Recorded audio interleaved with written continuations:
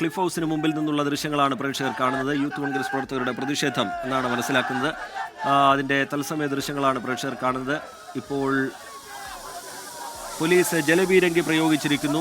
Barricade വെച്ച് പ്രവർത്തകരെ തടഞ്ഞിട്ടുണ്ട് police. ഇപ്പോൾ ബാരിക്കേഡ് മറികടക്കാനുള്ള ശ്രമം പ്രവർത്തകരുടെ ഭാഗത്തു നിന്നുണ്ടാകുന്നു. പിന്നാലെ പോലീസിന്റെ ജലപീരങ്കിയും ഉണ്ടാവുകയാണ്. നേരത്തെ ഷാഫി പറമ്പിലിന് നേരെ ഡിവൈഎഫ്ഐ SFI പ്രവർത്തകർ ഷാഫി പറമ്പിലിനെ തടയുന്നതും വടകരയിൽ ഒരു സംഘർഷ സാഹചര്യം രൂപപ്പെടുന്നതും നമ്മൾ കണ്ടിരുന്നു. അതിന് പിന്നാലെ വലിയ പ്രതിഷേധം സംസ്ഥാനത്തുടനീളം യൂത്ത് കോൺഗ്രസിന്റെ ഭാഗത്തുനിന്ന് കോൺഗ്രസിന്റെ ഭാഗത്തു നിന്നൊക്കെ ഉണ്ടാവുന്നുണ്ട്. ഇപ്പോൾ ക്ലിഫ് ഹൗസിലേക്ക് ഒരു പ്രതിഷേധ മാർച്ച് നടക്കുകയാണ്. അതിന്റെ തത്സമയ ദൃശ്യങ്ങളാണ് പ്രേക്ഷകർ കണ്ടുകൊണ്ടിരിക്കുന്നത്. ഒരു സംഘർഷ സാഹചര്യം അവിടെ നിലനിൽക്കുന്നുണ്ട്.